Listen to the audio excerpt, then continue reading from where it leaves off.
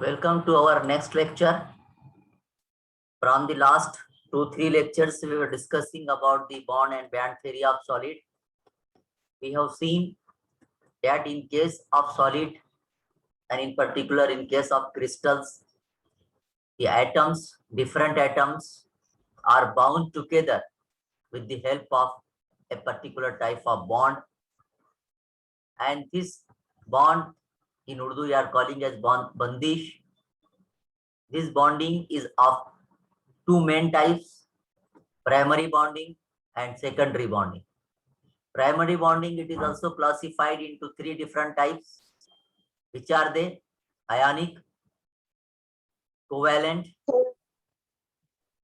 and metallic. While secondary bonding is van der Waals bonding and heterogen bonding. What is ionic bonding? We have seen yesterday in the last lecture. What are the properties of the bonds, ionic bond, or which type of properties the atom, the compound possess, which are bounded to each other with the help of ionic bond, we have seen. In addition to this one, the distinguishing factor between the ionic bond and covalent bond, we have seen that in case of the ionic bond, transfer of the electron takes place for the bonding, while in case of the covalent bond, what happens? Sharing of the electron is taking place. Am I correct? Yes, sir. After having seen this one, the another type of primary bonding is the covalent bond. Is the covalent bonding or covalent bond, which we have seen in the last period also.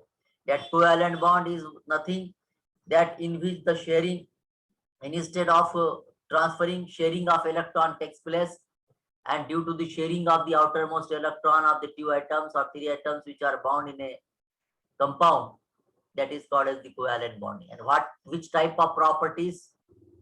Melting point, boiling point, electrical conductivity, thermal conductivity, hardness, brittleness, all these things we have seen. If you remember, it is better. If you don't remember, you can see my videos in the chat. Am I correct? After having seen this one, the another important article or the next type of primary bonding that we are going to see here is metallic bond or metallic bonding. Now from the name it is clear कि ये bond कहाँ रहता होगा, किसके अंदर पाई जाती होंगी ये बॉन्डिंग? मेटल्स के अंदर पाई जाती है. तो metallic bonding is a type of bonding of the primary section. This bonding is observed mainly in case of metals or metallic elements. In this bonding, there is electrostatic force of attraction between the positively charged ions and delocalized electron. वहां पे क्या था? Sharing, transfer of electron एक हुआ, sharing of electron एक हुआ. और अब इसके अंदर क्या है? इसके अंदर वैलेंस इलेक्ट्रॉन का जो मामला जो हम बता रहे थे दोनों प्रीवियस केसेस में, इस मर्तबा वैलेंस इलेक्ट्रॉन की बजाय एक दूसरी टर्म आ गई. किसके किसके दरमियान अट्रैक्शन की वजह से ये बॉन्ड जन्म में आता? बोल रहे attraction between positively charge ion. Ion तो बनते ना, सोडियम प्लस क्लोरीन माइनस, मिसाल के तौर पर. Yes sir. Positive charge ions और डी और इलेक्ट्रॉन कौन से? ऑर्बिट के बजाय यहाँ क्या बोले? Delocalized ions. Delocalized ion. अब सवाल आएगा डी लोकलाइज्ड इलेक्ट्रॉन. तो डी लोकलाइज्ड इलेक्ट्रॉन किसको बोलना? Delocalized outer electrons are those electrons which are present in the molecule or in ions in a solid metal that are not associated with a single atom. Delocalized उनको बोलते हैं. Local का मतलब क्या? जगह. Delocalized बोले तो क्या? जगह से बेदखल.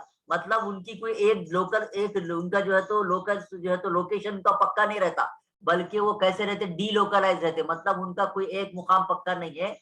लीकेज बोलने का मतलब अगर हम इंग्लिश में उसको तफसील से बोलना चाहे तो delocalized electrons in the molecule or in the atom or in the atomic solid or in the solid metal is nothing but those electrons which are not associated with the single atom, ये किसी एक single atom के नहीं रहते, उन्होंने पहले की भी रहते, दूसरे की भी रह सकते हैं और तीसरे की भी रहते, और ये फिर के एक दूसरे के अंदर जो बॉन्ड फॉर्म करते हैं, उस तरह के इलेक्ट्रॉन को क्या नाम से पुकारना आपने, ये केमिस्ट्री की टर्म है, डीलोकलाइज्ड। आप इसकी और अच्छे से वजाहत आप केमिस्ट्री के टीचर से पूछिए, मैं आपको यहाँ पर delocalize outer outer valence electron किसको बोलते हैं आपको मालूम है, मैं करेक्ट अनजा?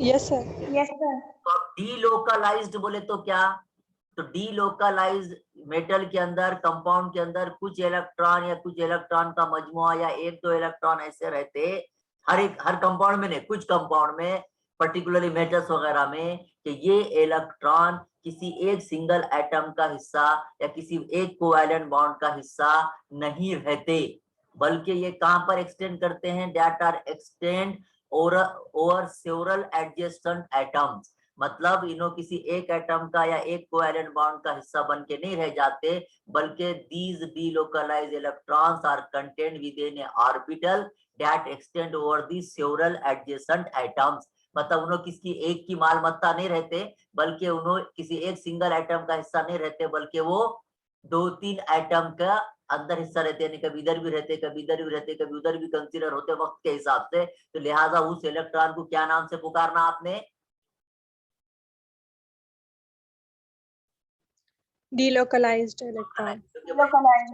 डीलोकल, जिनका जगह पक्की, थोड़ी देर के लिए बोलते हैं तुम्हारा क्या लोकेशन है, तुम अभी कहाँ ही, बोलते ना अभी कोई अगर सफर कर रहा था अपन क्या बोलते, क्या लोकेशन है तुम्हारा, अब मैं फला फला जगह पर हूँ, तो उसको बोलते लोकेशन। डी लोकेशन यानी जिसकी जगह पक्की, नाम पे से भी अगर बोलने का है, जनरली ह्यूमन ये कोशिश करना कि उर्दू में ट्रांसलेट करके जहन में मीनिंग आ जाना समझने की, तो डी लोकलाइज यानी जिसकी जगह पक्की नहीं। अब यहाँ जगह पक्की नहीं बोलते, यहाँ कुछ घर बनाए क्या, यहाँ पे बात चली एटम्स की, कि भैया किसी एक एटम का हिस्सा या किसी एक कोवैलेंट बॉन्ड का हिस्सा नहीं रहते, तो ऐसे इलेक्ट्रॉन्स और पॉजिटिव चार्ज जो अंदर है या पॉजिटिव आयन जो एटम में रहते हैं, उनके दरमियान क्या रहेंगी, अब इलेक्ट्रॉन है तो कौन से चार्ज के रहेंगे जी हमेशा, ता हयात इलेक्ट्रॉन्स का चार्ज क्या है, नेगेटिव। तो ये निगेटिव, अगरचे कि ये डीलोकलाइज्ड इलेक्ट्रॉन्स है, लेकिन इनका चार्ज कैसा है, निगेटिव। अब ये निगेटिव चार्ज इलेक्ट्रॉन जो कि डीलोकलाइज्ड हैं और पॉजिटिव चार्ज आयन जो कि एटम के अंदर मौजूद रहेंगे, इनके दरमियान कौन सा इंटरेक्शन रहेगा, इंटरेक्शन दो किस्म के होते बोला मैंने, कभी अट्रैक्शन और कभी अट्रैक्शन और कभी इंट्रैक्शन।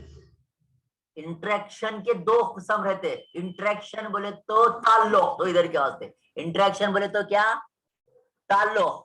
ताल्लुक कितने किस्म के, अट्रैक्शन एंड रिपल्शन, समझ में आ रही है, ये तफसील समझ लो आप अच्छी तरह से।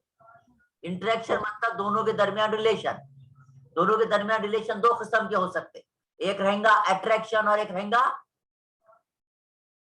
रिपल्शन, समझ में आ रही क्या बात, समाजी हिसाब से बात कर रहा, फिजिक्स को थोड़ा बाजू हटा के, हमारा उनसे ताल्लुक है, हमारा उनसे ताल्लुक है, ताल्लुक में दो किस्म हो सकते, कभी मोहब्बत हो सकती, कभी नफरत भी रह सकती, कभी चिढ़ भी रहती ना इंसान को, एक आधे को अपन बोलते देखो सामाजिक तौर पे, हमारा उनका क्या लेना देना, हमारा उनका क्या लेना देना, मतलब क्या, तो that means we don't have the attraction or don't have the repulsion for them, यानी कि हमको उनसे मोहब्बत है ना नफरत, मतलब कोई मसला ही नहीं उनका हमारा, समझ में आ रही बात, रिलेशन में होता है कभी ऐसा। तो इंटरेक्शन बोले तो ताल्लुक, थोड़ी देख लिए उर्दू में मीनिंग है, मीनिंग तो नहीं बोलेंगे लेकिन समझने के लिए बता रहा हूँ, यानी कि रिलेशन। अब रिलेशन एटम्स के दरमियान कितने किस्म के हो सकते हैं, interaction is of two types, कौन कौन सा, कभी अट्रैक्शन और कभी, बोलिए, रिपल्शन।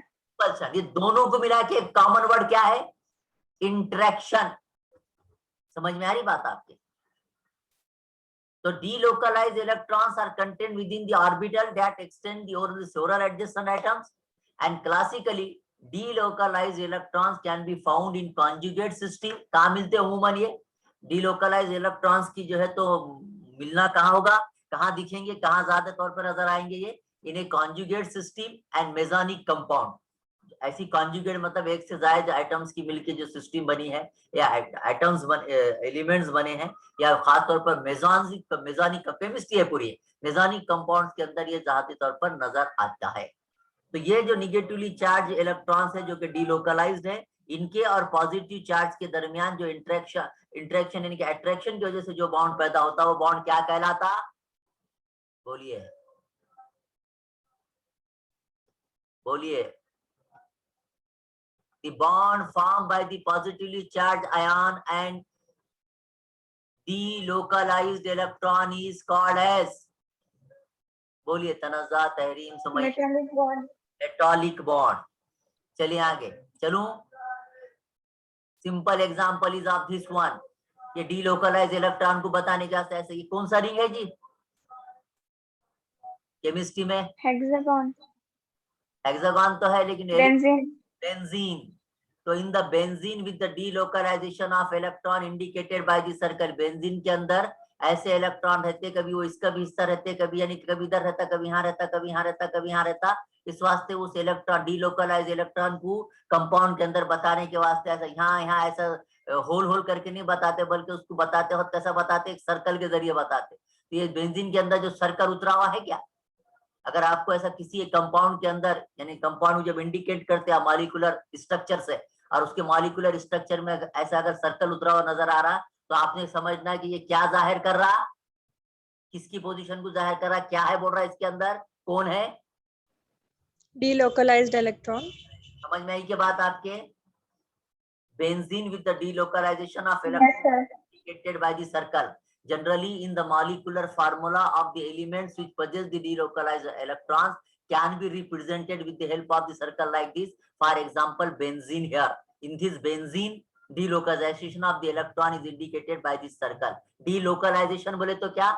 इलेक्ट्रॉन का delocalization मतलब कुछ इलेक्ट्रॉन ऐसे जिनका कोई एटम पक्का नहीं है, इन्हों पहले एटम के हिस्सा है या दूसरे एटम के हिस्सा है या तीसरे एटम का हिस्सा, ऐसा नहीं बोल सकते, बल्कि इलेक्ट्रॉन किसका हिस्सा है, कभी भी एक नंबर का भी हिस्सा हो सकते, कभी 2 नंबर का भी हो सकते, और कभी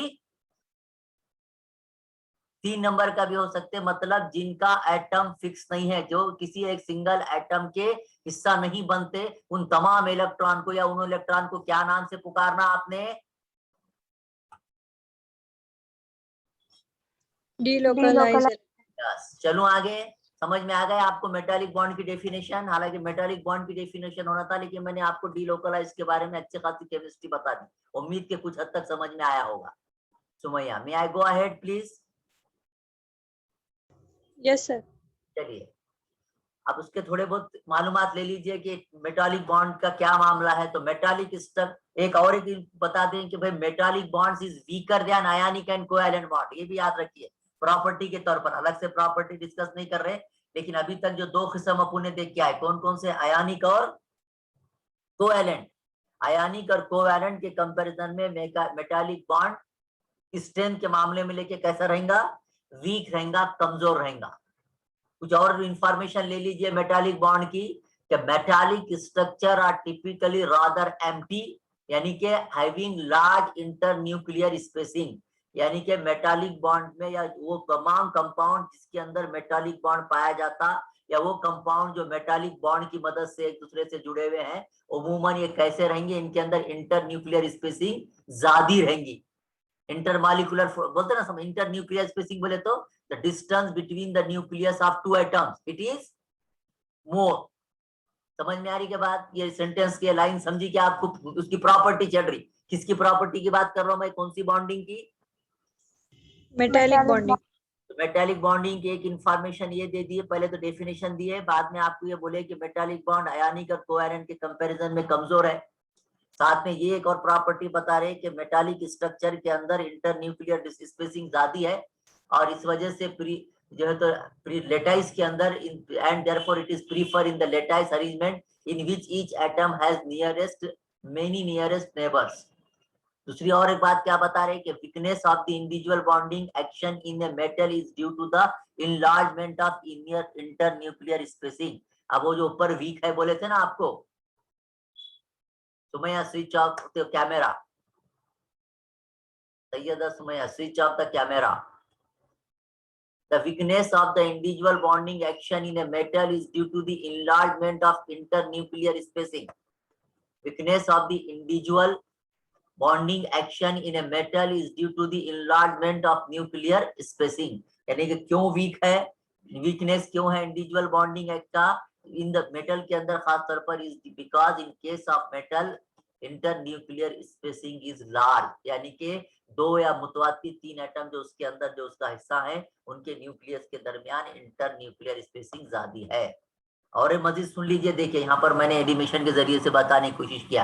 ये जो घूमते हुए नजर आ रहे हैं, क्या आपको स्क्रीन पर दिख रहे हैं आप दोनों तीनों को? Yes sir. Yes sir.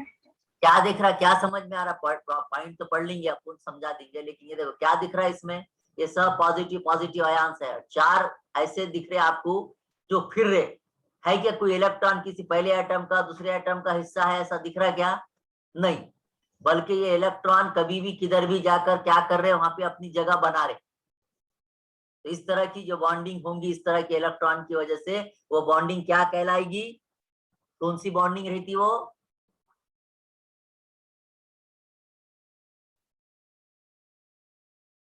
Metallic bonding.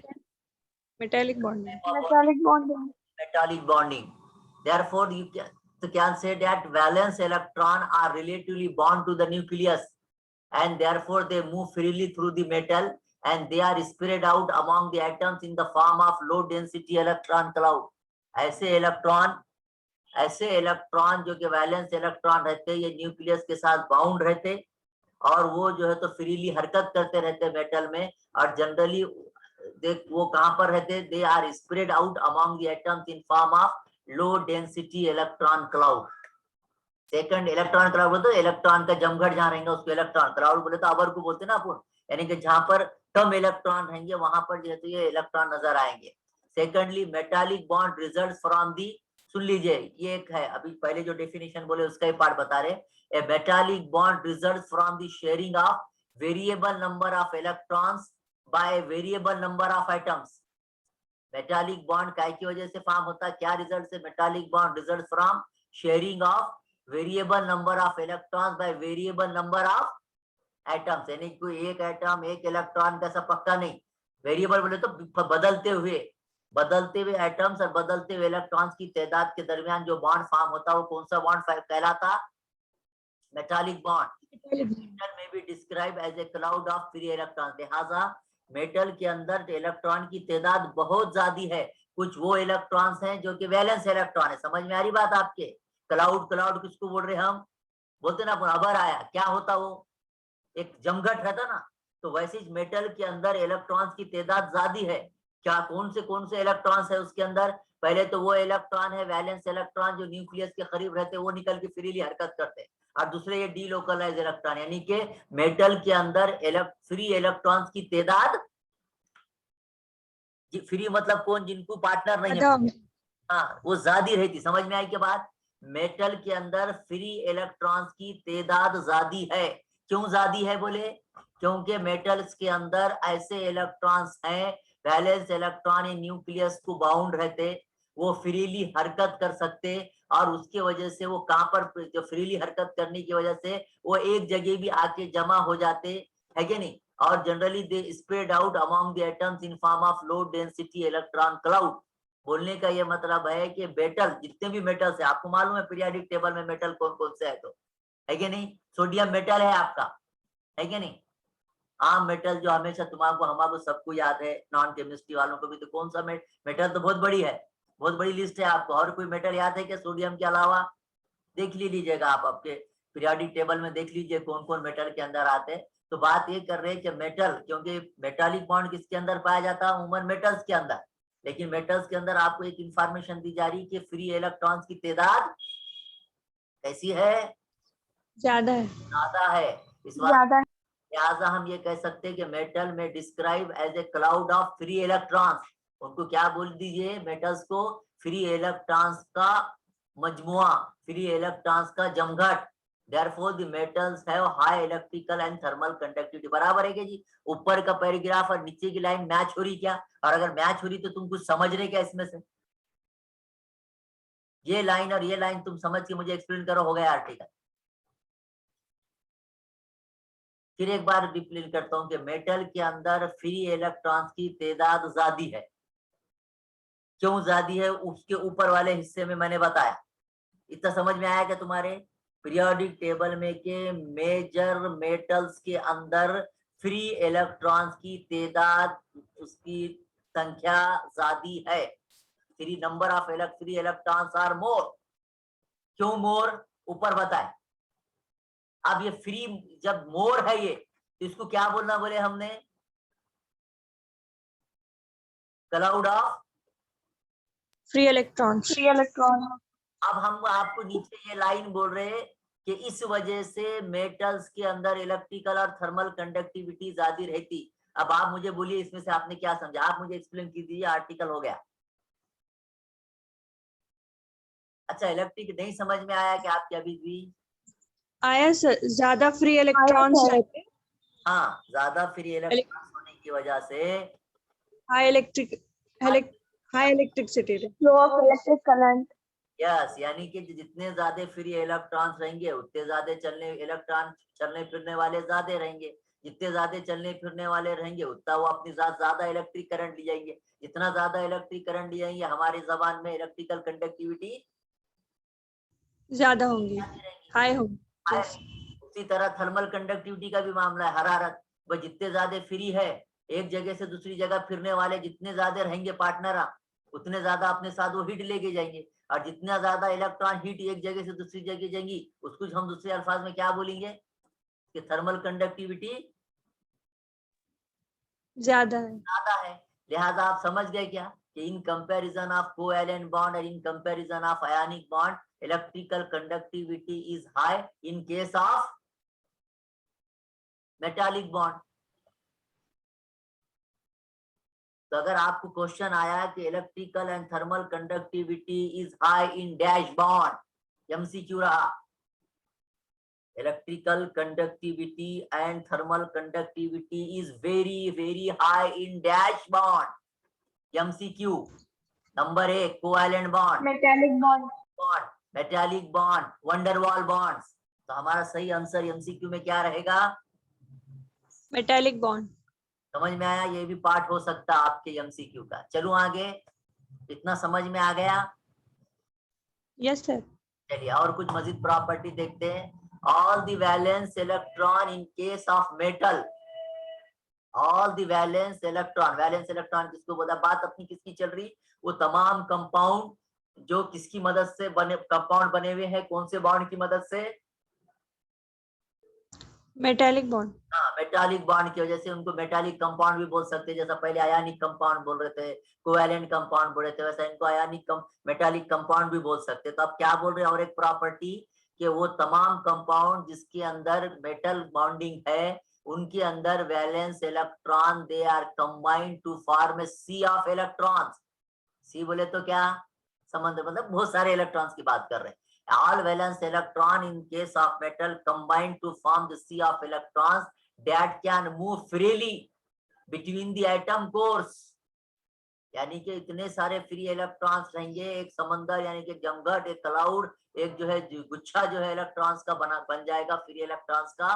और वो फ्रीली मूव करेंगे किसके दरमियान? Between the atom course. ये एटम से वो कोर्स के बीच में एटम कोर्स किसको बोलते? समझ में आया क्या? मिसाल के तौर पर देखो, मैं आगे भी हम देखेंगे पोटेंशियल में भी, लेकिन हम चाहेंगे कि आपको बता दें। ये देखो, ये एक एटम, ये एक एटम, फिर बीच में से करके ये एक एटम, इस तरह की फिगर आगे भी आएंगी। तो ये जो बीच में जो बन रहा है कि ये हिस्सा, इसको कोर बोलते हैं। इसको क्या बोलेंगे? अगर इसको ये जो इलेक्ट्रॉन का एक दूसरे की तरफ जाने का जो मामला अगर उसको पता है ना, इसको कोर बोलते हैं। पोटेंशियल क्या, अभी जब हम इंटर एटॉमिक पोटेंशियल वगैरह देखेंगे ना, तब भी हम आपको बताएंगे। फॉर्बिटन आपने पढ़ के आए, देखो कंडक्शन बैंड, फॉर्बिटन बैंड हुआ क्या ये आपको?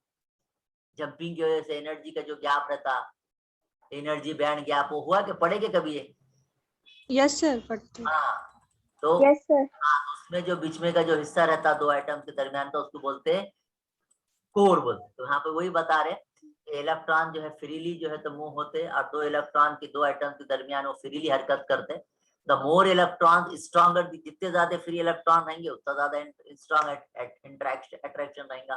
This means that the melting and boiling points, अब जब इलेक्ट्रॉन ज्यादा है, अट्रैक्शन ज्यादा है, तो बॉन्ड भी मजबूत है, ठीक है, कोवैलेंट और आयनिक के कंपैरिजन में कम मजबूत है, लेकिन मजबूत तो है क्या नहीं? बॉन्डिंग तो अच्छी खासी है ना, क्योंकि जितने ज्यादा फ्री इलेक्ट्रॉन्स रहेंगे उतने ज्यादा एटम्स के कोर में जाके बैठेंगे, कोर में जाके बैठेंगे तो बॉन्डिंग उतनी ज्यादा मजबूत होंगी, Strong. स्ट्रांग होंगी, या जितनी इलेक्ट्रिक बॉन्डिंग मजबूत रहेंगी उतना उनको जो है तो मेल्ट करना, बॉयल करना आसान रहेगा क्या जी? No, sir. तो मतलब मेल्टिंग पॉइंट, बॉइलिंग पॉइंट कम रहेगा कि ज्यादा रहेगा? ज्यादा होगा. ज्यादा रहेगा, तो वही बता रहे दिस ज्यादा. this means that the melting and boiling points are higher and metal is stronger and harder, metal is stronger and harder. Properties discuss कर रहे हैं हम, जैसा कल टेबल बना के करे थे दोनों, उसमें यहाँ पर ऐसी कर रहे हैं। Positively charge cores are held together by this negatively charge electron, वो तो मालूम ही है।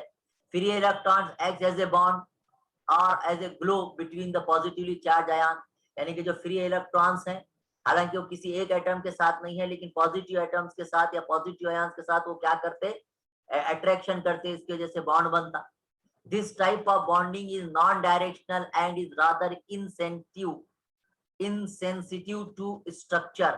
अब यहाँ पर अपन क्या बोल रहे हैं कि डीलोकलाइज इलेक्ट्रॉन के दरमियान का इंटरेक्शन है ना, तो यहाँ पर कुछ जो है तो बॉन्डिंग, जो बॉन्डिंग किसकी वजह से हो रही है, यहाँ पे किसके किसके दरमियान अट्रैक्शन से हो रही बॉन्डिंग?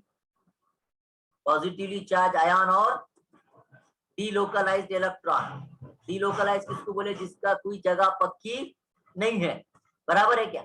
तो यहाँ पे जो बॉन्डिंग बनेगी उसकी डायरेक्शन पक्की रहेंगी क्या जी? कि भाई देखो, No, sir. क्योंकि भाई ये डायरेक्शन में रहेगा, क्योंकि इलेक्ट्रॉन जो हिस्से में जाएगा वहां बॉन्डिंग हो जाएगी।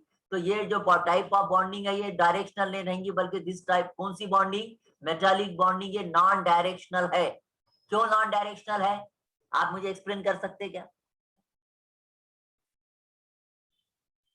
क्योंकि delocalized इलेक्ट्रॉन की कोई डायरेक्शन नहीं है. Yes, because this bonding is taking place due to the attraction of delocalized electron and positively charged ion, and therefore due to this reason this bonding is non-directional and is rather insensitive to structure, यानी कि structure में भी कोई ऐसा खास मखसूस किस्म का सेंस बाकी नहीं रहेगा। और एज ए रिजल्ट अब ये नॉन सेंसिटिव है, उसके बाद तुम्हारे जो है तो नॉन डायरेक्शनल है, फ्री इलेक्ट्रॉन्स की वजह के मजमूए की वजह से है, डीलोकलाइज इलेक्ट्रॉन की वजह से है। इसकी और एक प्रॉपर्टी है कि as a result we have the high ductility of metals. Ductility बोले तो क्या, जैसा उस दिन ब्रिटलनेस बोला था, वैसा डक्टिलिटी का क्या मतलब है सुन लीजिए, फिर एक बार पहले सुन लीजिए प्रॉपर्टी क्या बोल रहे कि मेटल बॉन्डिंग में बॉन्ड उस वजह से फॉर्म हुआ है कि फ्री इलेक्ट्रॉन्स की तादाद मेटल्स में ज्यादा है। फ्री इलेक्ट्रॉन्स ये वो इलेक्ट्रॉन्स है जो किसी एक एटम के साथ जुड़े हुए नहीं है, यानी कि डीलोकलाइज्ड इलेक्ट्रॉन्स है। ये डीलोकलाइज्ड इलेक्ट्रॉन जो कि नेगेटिवली चार्ज है, इनके और पॉजिटिव आयन्स के दरमियान फोर्स ऑफ अट्रैक्शन है, इसकी वजह से ये बॉन्ड फॉर्म हुआ है। समझ में आ गई बात? फिर एक बार पूरे आर्टिकल का कंक्लूजन ले रहा हूँ, समझ में आ गई बात? Yes, sir. बहुत सारे प्रॉपर्टी डिस्कस करे कि पॉजिटिव चार्ज कोर्स में आयन जाके बैठते, इलेक्ट्रॉन्स फ्री इलेक्ट्रॉन ज्यादा है, उसके बाद ये आप जब फ्री इलेक्ट्रॉन ज्यादा है, इलेक्ट्रॉन की कोई खास जगह, कोई खास उसका लोकेशन नहीं है, इस वास्ते ये बॉन्डिंग जो है नॉन डायरेक्शनल बॉन्डिंग है, इनसेंसिटिव है स्ट्रक्चर में, इस वजह से जो है इलेक्ट्रॉन कहाँ रहेंगे ऐसा बताने को नहीं आता, बोल के उसके स्ट्रक्चर में डीलोकलाइजेशन बताने के वास्ते क्या इस्तेमाल करते, एक सर्कल इस्तेमाल करते, जो हमने मिसाल के तौर पे आपको बताया बेंजीन रिंग में, हमें करेक्ट। अब और एक प्रॉपर्टी है इसकी मेटल बॉन्ड की, या वो कंपाउंड जिनके अंदर मेटल बॉन्ड होता, कि as a result we have high ductility, we have high ductility of metals. Ductility का क्या मतलब है सुन लीजिए, the bonds do not break when the atoms are rearranged, metals can experience the significant degree of plastic deformation। याद रखिए metal bond या वो तमाम कंपाउंड जो मेटालिक बॉन्ड की वजह से जुड़े हुए हैं, उनकी डक्टिलिटी कैसी है? हाई है।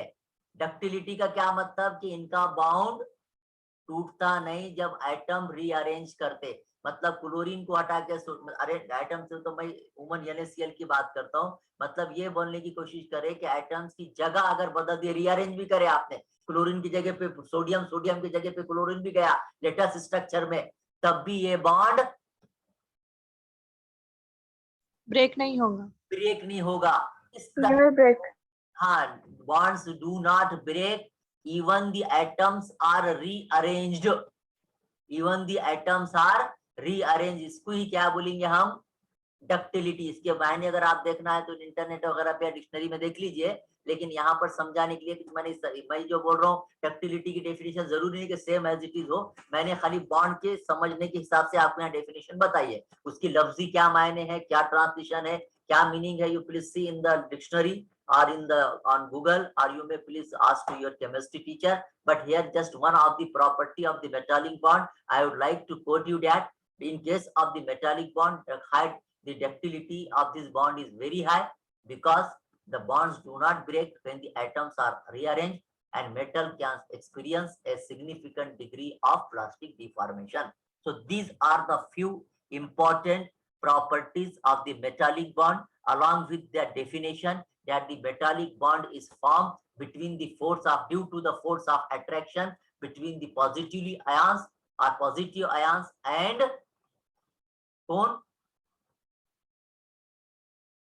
delocalized electron. So this is about the metallic bond. I think we should stop here today. One we have seen every day.